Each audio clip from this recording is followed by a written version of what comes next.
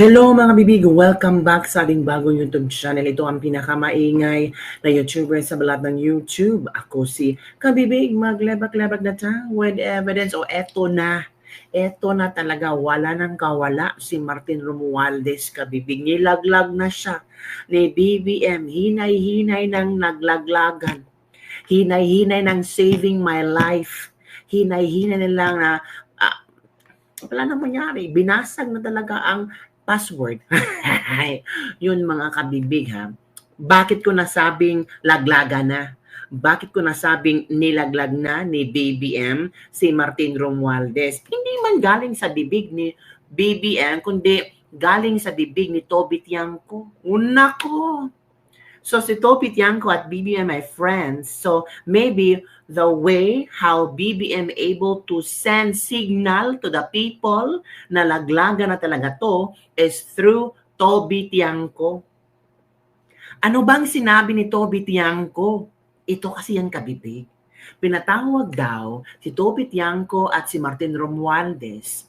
Tapos pinagalitan si Martin Romualdez at sinabing, kulang pa ba ang ninanakaw niyong pera sa bayan? Halok!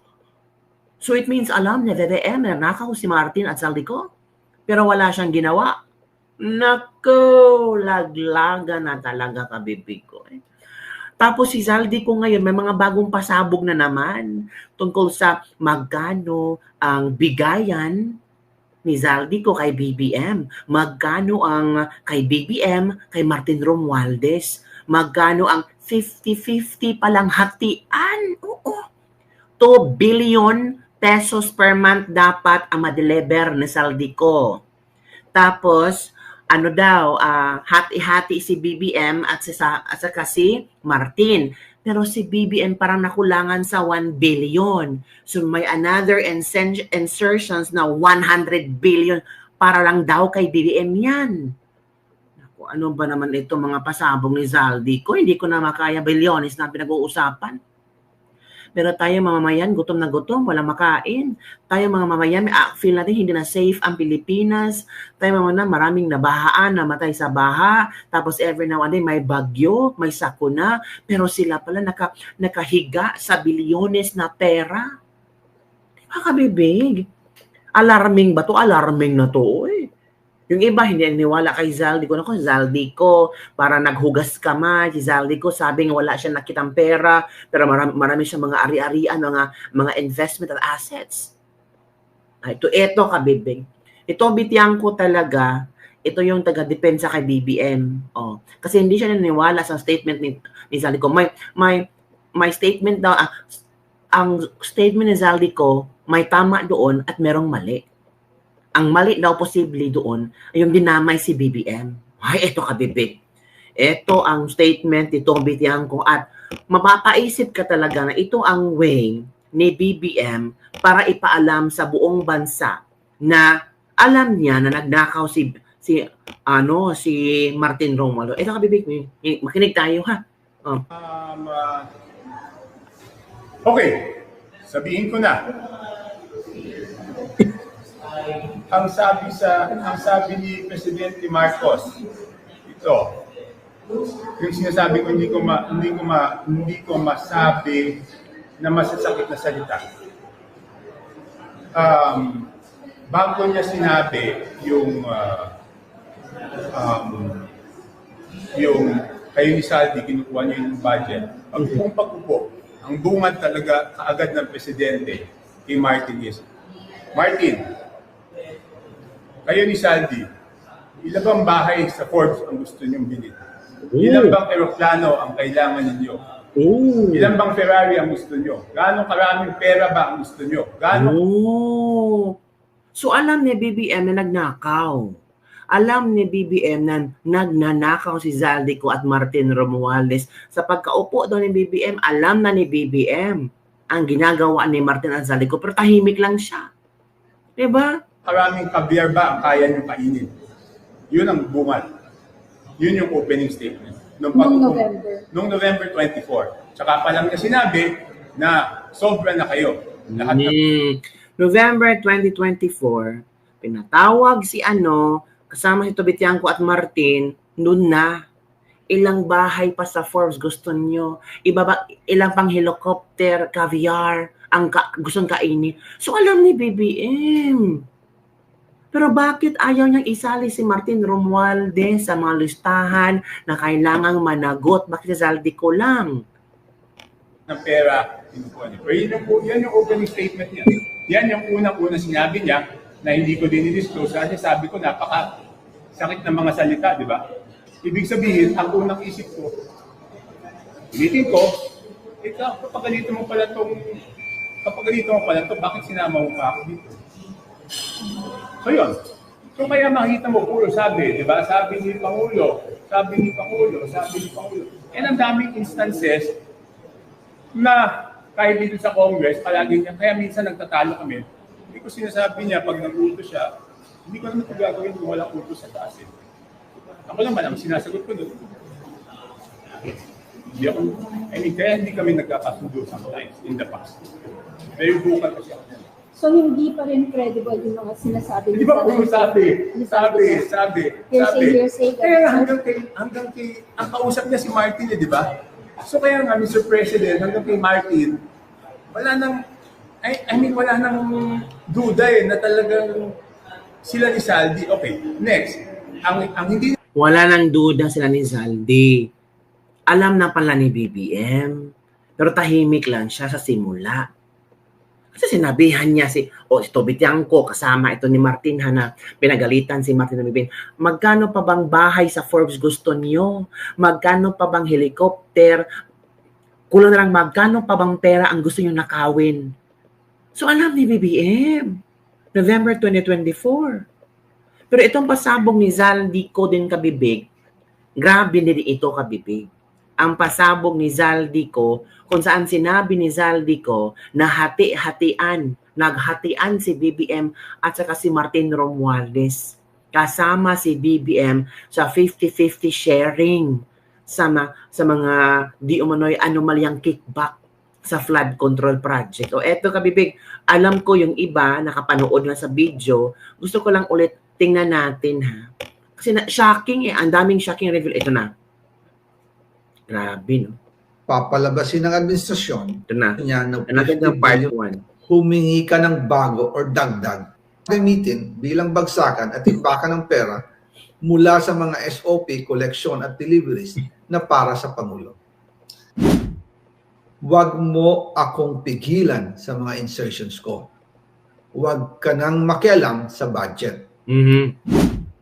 Ang gusto niya ng 50 billion pesos na insertion. Grabe. Ngunit ang sagot ng Pangulo, humingi ka ng bago or dagdag na insertions. Oo. Ito na ha. Part 1 to ni Zaldico. Magandang araw po sa inyong lahat. Bago ko ipagpatuloy ang aking paliwanag, nais ko munang magpasalamat sa inyo. Maraming salamat sa inyong bukas na isipan, sa inyong pasensya, at sa pagtanggap ninyo sa mga impormasyong aking ibinabahagi. Alam kong hindi madali ang mga paksang ito. Mabibigat at mahirap tanggapin. Hindi po ako makauwi dahil malaki ang banta sa buhay ko. Ngayon naman ay meron kaming natanggap na balita. Papalabasin ng administrasyon na ako ay isang terorista sa loob at labas ng Pilipinas. Para mailibing ako kasama ang katotohanan kahit saan man ako pumunta. Pero mahalagang malaman ng taong bayan ang katotohanan. Muli, taos-puso akong nagpapasalamat sa inyong pakikinig. Una po sa lahat, sinasabi ng ICI at ni Henry Alcantara na 21 billion pesos daw ang napunta sa akin. Hindi po totoo yun. Wala akong natanggap na ganyang halaga. Ang totoo, mula 2022 hanggang 2025, ang kabuuang pera na dumaan sa akin para ibigay kay Pangulong Bongbong Marcos at kay dating Speaker Martin Romualdez ay umabot sa 56 billion pesos at hiwalay pa dyan ang 100 billion pesos insertion ng Pangulo sa 2025 budget. Pati na rin ang 97 billion pesos flood control insertion na inilagay sa NEP ng 2026 National Budget. Balikan natin kung paano ito nagsimula. Noong 2022, kakaupo ko pa lang bilang chairman ng House Committee on Appropriations, sinabi na agad sa akin ni Speaker Romualdez na kailangan ko makapag-deliver ng 2 billion pesos kada buwan. Makalipas ang ilang araw, tumawag sa akin si Yusek Bernardo. Sabi niya, kailangan ng tulong ng Bulacan sa problema nila sa baha.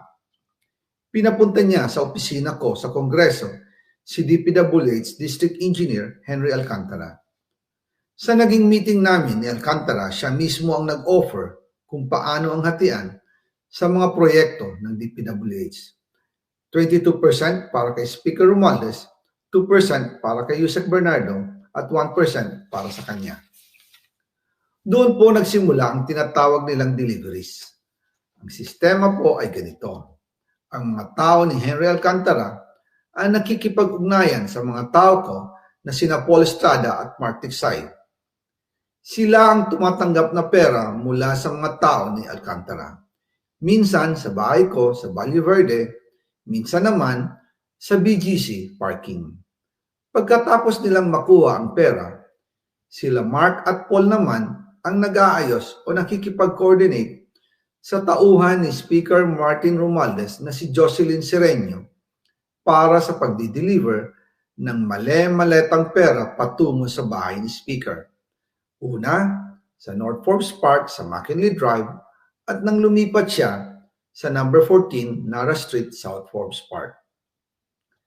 Gusto ko pong linawin, hindi ako nakikialam sa mismong proseso ng paghatid. Dumaan lang po sa akin ang pera na agad dinideliver kay Speaker Romualdez. Ako lang po ang nagko-confirm sa text kay Speaker kapag nadala na ang pera sa bahay niya. At lahat ng ito, mula sa unang utos noong 2022 hanggang sa huling delivery noong 2025. Umabot sa mahigit 55 billion pesos plus ang naihatid sa bahay ni dating Speaker Martin Romualdez. Madalas hindi nabubuo ang hinihinging 2 billion pesos bawat buwan ni Speaker, kaya iyan ang final total. Ang sinabi mismo ni Speaker Martin sa akin na hati sila ni Pangulong Marcos sa perang yon. Ang listahan ng mga deliveries na ito, kung kailan, magkano, at saan dinala, ilalabas ko po kasabay ng video na ito. Noong November 2024, habang nasa proseso kami ng pagtatalakay ng budget, nakipag-meeting sa amin ni Speaker Martin si Yusek Jojo Cadiz. Sabi niya, masama raw ang loob ni Pangulong Marcos, wala raw siyang natatanggap na remittance. At dahil laging napapagalitan si Speaker Martin ang Pangulo mula Septyembre hanggang November, inutusan niya ako na mag-deliver ng 1 billion pesos para kay BBM. Ayon pa kay Yusek Jojo, nang ipaalam niya ito sa Pangulo, ang utos sa kanya ng Pangulo ay mag-ingat at siguraduhin si Yusek Jojo lang ang maghahatid. Ang instruction po sa akin ni dating Speaker Martin Romualdez ay dalhin sa number 30 Tamarin Street, South Forbes Park at ibigay kay Yusek Jojo Cadiz dahil ito raw ang drop-off point na malapit sa bahay ng Pangulo. Sinabi rin po sa akin Speaker Martin Romualdez na si PBBM ang nag-utos sa kanya na bilhin ang bahay sa number 30 Tamarin Street para gamitin bilang bagsakan at imbakan ng pera mula sa mga SOP, collection at deliveries na para sa Pangulo. Noong December 2, 2024, personal kong i-deliver ang 200 million kay Yusek Jojo Cadiz sa number 30 Tamarin Street, South Forbes Park. Ayon sa kanya, dadalhin daw niya ito sa bahay ng Pangulo sa number 41 Nara Street, South Forbes Park. Kasunod nito, noong December 5, 2024, muli akong nag-deliver ng 800 million sa parehong address at Yusek Jojo Cadiz pa rin ang tumanggap. Sabi niya, Iyon naman ay dadalhin sa bagong bahay ng Pangulo sa South Forbes Park. Sa kabuuan, 1 billion pesos ang personal kong naihatid. Ako mismo ang nagbigay ng pera, kasama ang aking driver at mga tauhan. At lahat ito ay base sa direktang utos ni Speaker Martin Romualdez. At dyan po nabuo ang kabuuang halagang 56 billion na ipinadala mula 2022 hanggang 2025. Pero kahit na i-deliver na ang 1 billion pesos para kay Pangulong Marcos at kahit na naisama na rin sa 2025 budget ang 100 billion pesos insertion sa pamamagitan ng BICAM Committee, ayon mismo sa utos ng Pangulo, nagagalit pa rin daw si BBM. Uy, nagagalit pa rin daw si BBM.